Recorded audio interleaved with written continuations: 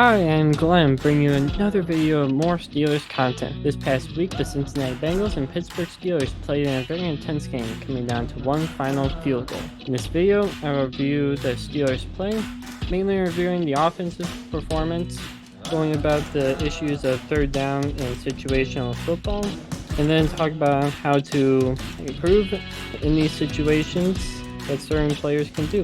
And then I'll also talk about the amazing field carrying performance on Joe Burrow on the Bengals offense, one of the best QBs in offense in the AFC.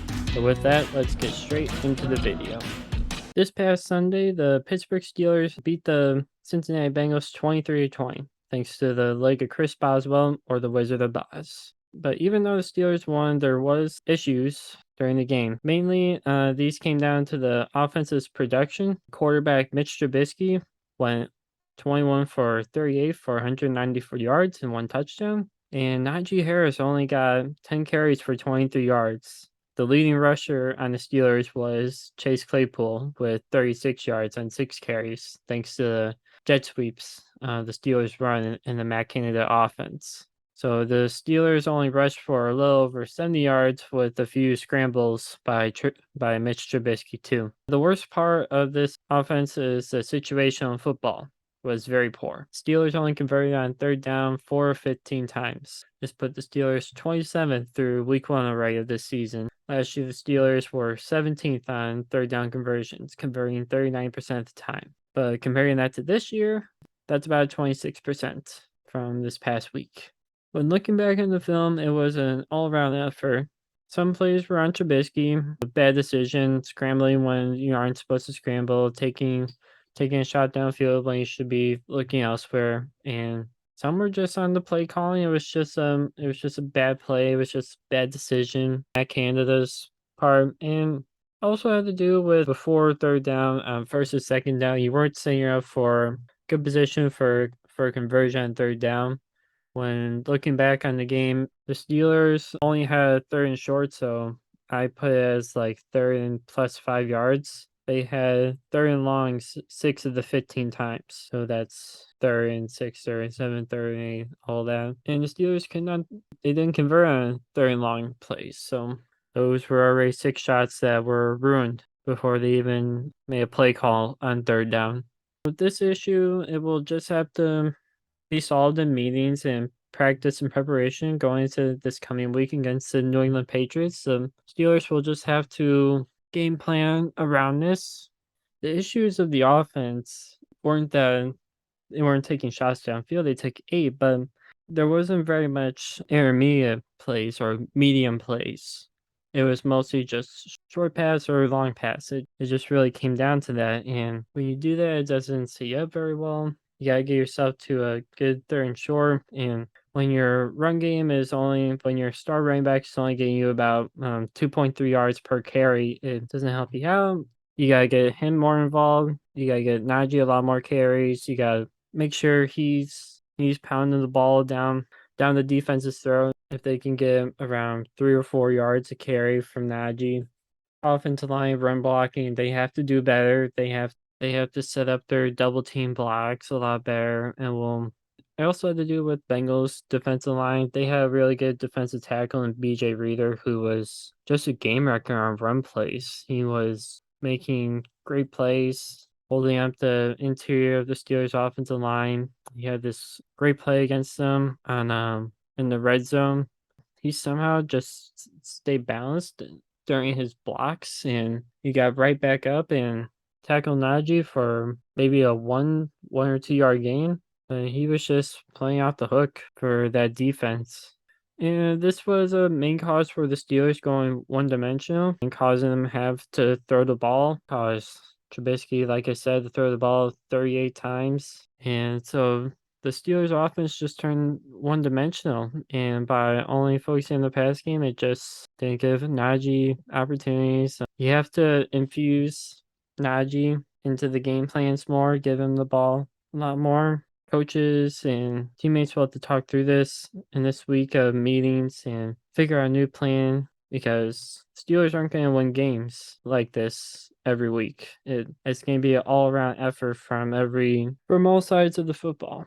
And this offense will have to figure out a way how to become somewhat stout and running the ball and taking away possession and time, because that was another issue when looking back on the stats. The Steelers' time of possession was 31st in the league this past week. They only controlled the ball for 22 minutes and 32 seconds on the clock, which the only team worse than the Steelers was the Carolina Panthers, who only had the ball for 21 minutes and 34 seconds. If you get more time possession, that gets your defense off the field, that gets some more rest, that gets you better plays on offense, you can make a lot better plays. And I know that's very basic, but it's what this offense has really come down to. It's just relearning basics of running the ball, because it's such a key thing in the NFL now that you need rushing attacks for controlling the time possession. The positives of the Steelers offense, though, was they didn't have a turnover and they only gave up one sack, which you can at least give them a nod for that. It was a key factor in winning this game, especially when your defense gives you 5 turnovers. It helps out a lot, and the defense did their job of controlling the game. And I did want to talk about individual play on the offensive side. Deontay Johnson and Pat Freiermuth, both of who did a very well job. Deontay Johnson had an amazing one-handed catch to set up the first field goal that was missed in overtime. It was amazing. It was on it was almost it was actually more of like a back shoulder throw. He wasn't Trubisky set more over his shoulder, so he had to readjust and can only get one hand up to catch the ball on the sideline. So it was just a great all around play. It got the Steelers to midfield, and then they just had to make a couple more plays and to get themselves in the field goal range to get Boswell a chance to win them. And in the game, Johnson did very well with the touches he had. He only had 7 catches for 55 yards, but overall, it was what the Steelers needed on offense, and it got the job done. They got the win. Pat Freiermuth, he made 2 very good catches in the first quarter. Pat Freiermuth made 2 very good catches. One was in the first quarter on a flea flicker. He faked his block, or he like came off his block and then came around like this, like I would say probably like a wheel route, and Trubisky threw to him. And it was a good ball placement.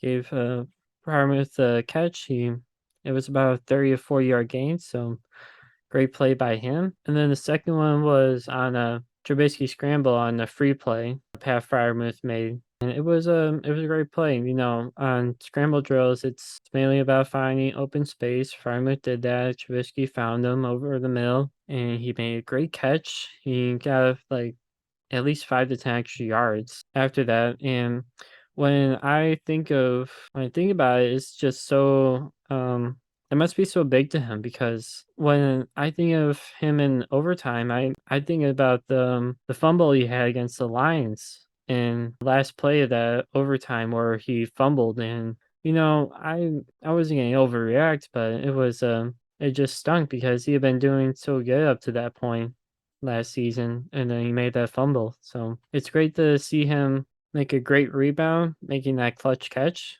And, you know, he's shown great improvement since that play that he made against the Lions. He has been doing great performances. He's getting lots of high praise from Ben Roethlisberger. And now Mitch Trubisky is talking about him. He's going to be a great safety blanket for this offense for a long time. For this season, he can really break out and help this offense. Now looking at the defense, man, they play out of their mind, making 4 interceptions and 1 fumble recovery, and the Bengals didn't even run for over 100 yards, which for last year in their last place defense in the run game. This is great. If you would have told me this all happens about a week ago with the Bengals, and that the Bengals had 94 snaps and that this defense only gave up 20 points, I would have just told you that you're crazy if you think that happens. Because going through Joe Burrow's games, I haven't seen a game like this of his in a while since his rookie year. Making a performance like that against the defending AFC champions, and oh yeah, the people who won your own division last season and swept you. This is a great statement for the defense and showing how elite they are. Players on the defense good performances. Alex Highsmith had 3 sacks and was flying around the ball.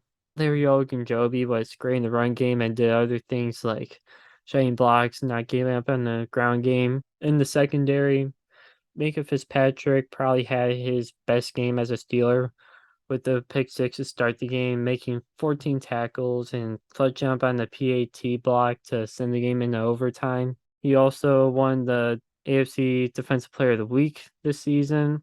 Defensive performances like this are rarely happen, so we really celebrate Minka's performance. That's why you pay your star players. Cam Sutton and Kel Witherspoon played well too. Going as a top five receiver in Jamar Chase is very impressive to hold him to the stats he did. He did go over 100 yards, but it mainly had to do with late in the game.